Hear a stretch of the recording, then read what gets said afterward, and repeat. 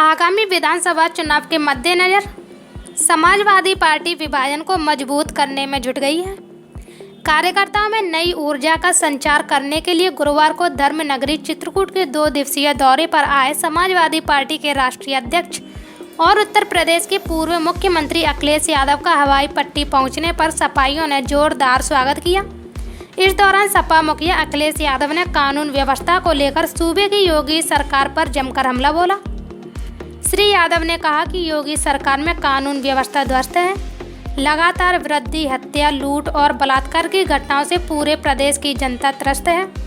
उन्होंने दावा किया कि 2022 के विधानसभा चुनाव में यूपी से भाजपा सरकार का सफाया होगा और पूर्ण बहुमत से सपा की सरकार बनेगी। इस दौरान पत्रकारों से बातचीत करते हुए सपा मुखिया अखिलेश यादव ने दावा किया कि 2022 में होने वाले उत्तर प्रदेश विधानसभा चुनाव में समाजवादी पार्टी की सरकार बनेगी। उन्होंने कहा कि किसान विरोधी भाजपा सरकार को सड़क पर ले आएंगे। श्री यादव ने कहा कि भाजपा सरकार का कृषि बिल को किसानों का डेथ वारंट है।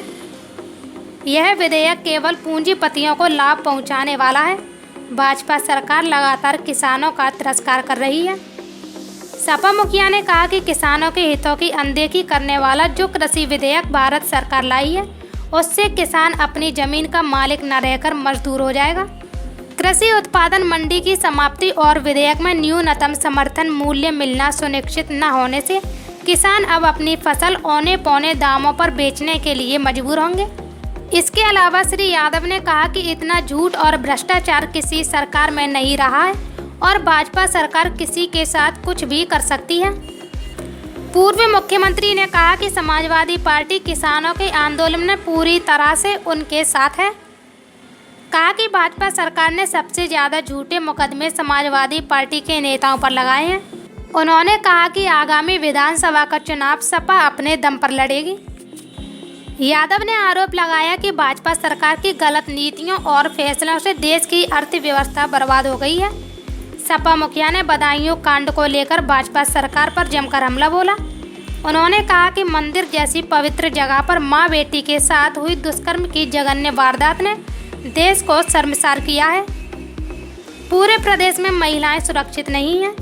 उन्होंने कहा कि सपा शासन काल की योजनाओं को बीजेपी अपना गिनाकर जनता को गुमराह करने का काम कर रही है। उन्होंने कहा कि 4 साल में योगी सरकार की कोई ऐसी बड़ी उपलब्धि नहीं रह गई जिसे गिनाया जा सके।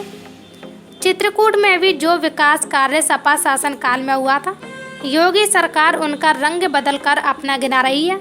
समाजवादी पार्टी ने कहा है कि अकेले चुनाव लड़ेगी, लेकिन छोटे दलों के साथ गुंजाइश रखती है।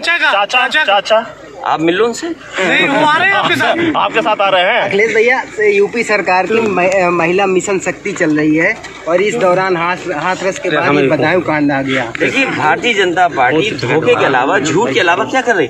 आप बता रहे हो बेटियों के लिए मिशन, महिलाओं के लिए सुरक्षा के लिए मिशन चल रहा है। कल ही मुख्यमंत्री जी ने, बीजेपी के नेताओं ने पता नहीं किसान के लिए कौन सा मिशन शुरू किया।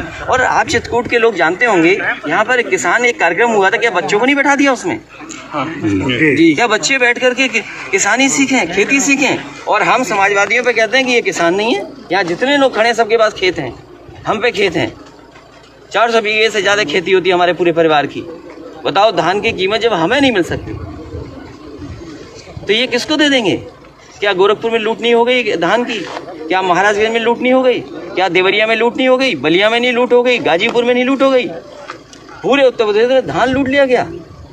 किसान का पूरा भुगतान हो गया। आप लोग अखबार में यही पढ़ते हैं कि 1 लाख से ज़्यादा हमने किसानों का गन्ने का भुगतान कर दिया और पहले से ज़्यादा किया है। ये भी कहा जाता है कि कई स्टेट के बजट हैं, उनसे ज़्यादा हमने भुगतान कर दिया। लेकिन क्यों भारतीय जनता पार्टी नहीं बताती है कि 10,000 करोड़ अभी भी किसानों का गन्ने का पैसा बकाया है? नौकरियों का सवाल, बताओ नौकरी कहाँ है? मुख्यमंत्री जी कह रहे नौकरी दे दी, लाखों दे दी, करोड़ों दे दी। आप उनका स्टेटमेंट पढ़िए। अभी तक अगर उनका हिसाब किताब लगाओगे तो कम से कम 2 करोड़ लोगों को रोजगार नौकरी दे चुके हैं। हमें बताएं चित्रकूट में कितने लोगों को नौकरी दे दी उन्होंने?